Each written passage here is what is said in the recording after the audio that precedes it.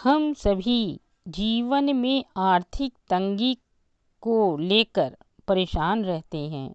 धन प्राप्ति के लिए हर संभव श्रेष्ठ उपाय करना चाहते हैं। धन प्राप्ति, धन संचय के लिए आदि शंकराचार्य द्वारा वर्णित कनक धारा स्रोत या यंत्र चमत्कारी तरह लाभ प्रदान करते हैं। श्री कनकधारा स्तोत्रम, कनकधारा स्तोत्र के श्रद्धापूर्वक पाठ एवं अनुष्ठान से मनुष्य ऋण मुक्ति होता है और उसे धन की प्राप्ति होती है। ऐसा कहा जाता है, आचार्य शंकराचार्य ने पाठ करके स्वर्ण की वर्षा करवाई थी।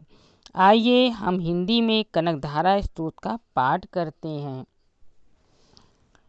जैसे भ्रमरी अध खिले कुसुमों से अलंकृत तमाल तरु का आश्रय लेती है, उसी प्रकार जो श्री हरि के रोमांच से सुशोभित श्री अंगों पर निरंतर पड़ती रहती है, तह जिसमें संपूर्ण ऐश्वर्य का निवास है, वह संपूर्ण मंगलों की अधिष्ठात्री देवी भगवती महालक्ष्मी का कटाक्ष लीला मेरे लिए मंगलदायी हो। जैसे भ्रमरी महान कमल दल पर आती जाती है, मंडराती रहती है, उसी प्रकार मूर्शत्रु श्री हरि के मुखार विंद की ओर बारंबार प्रेम पूर्वक जाती है और लज्जा के कारण लौट जाती है। वह समुद्र कन्या लक्ष्मी की मनोहर मुग्ध दृष्टिमाला मुझे धन प्राप्ति प्रदान करे।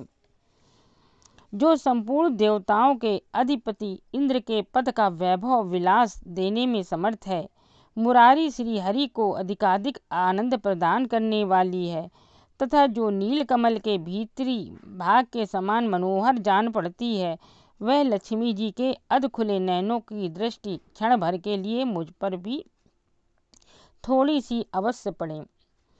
शेषशायी भगवान विष्णु की धर्मपत्नी श्री लक्ष्मी का वह नेत्र हमें ऐश्वर्य प्रदान करने वाला हो, जिसकी पुतली तथा बरौनिया अनंग के वशीभूत प्रेम परवश हो अधकुले, किंतु साथ ही निर्मेष नयनों से देखने वाले आनंद कंद श्री मुकुंद को अपने निकट पाकर कुछ तिरछी हो जाती है।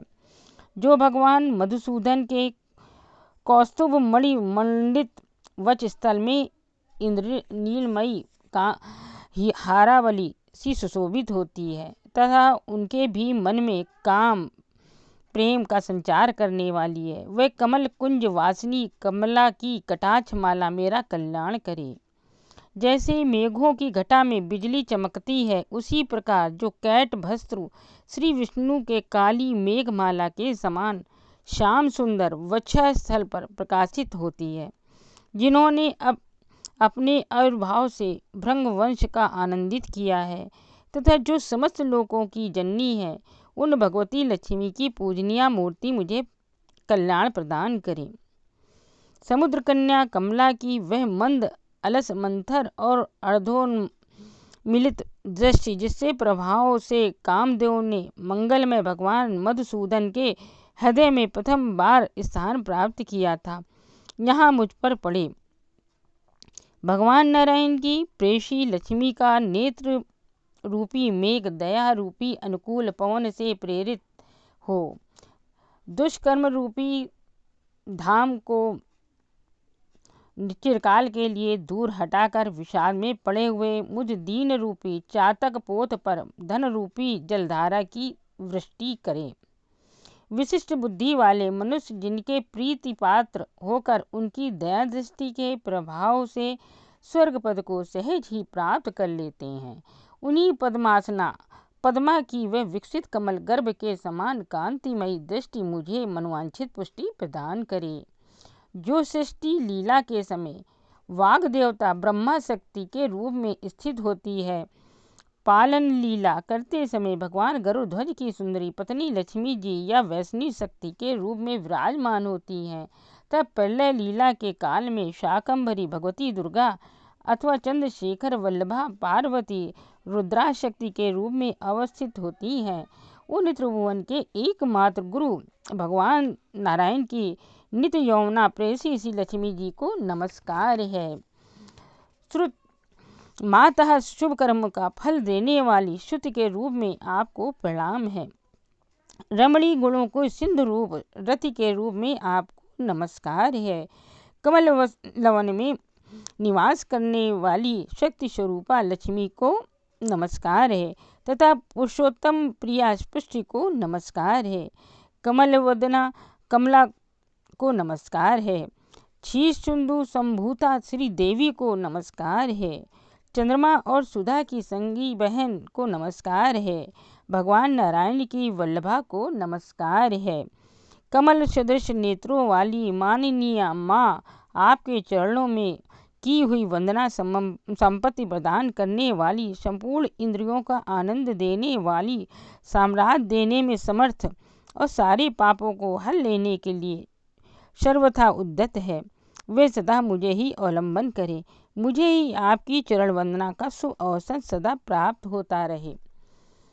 जिनकी कृपा कटाक्ष के लिए की हुई उपासना उपासक के लिए संपूर्ण मनोरथों और संपत्तियों का विस्तार करती है, श्री हरि की हृदयेश्वरी, उन्हीं आप लक्ष्मी देवी का मैं मन, वाणी और शरीर से भजन करता हूँ।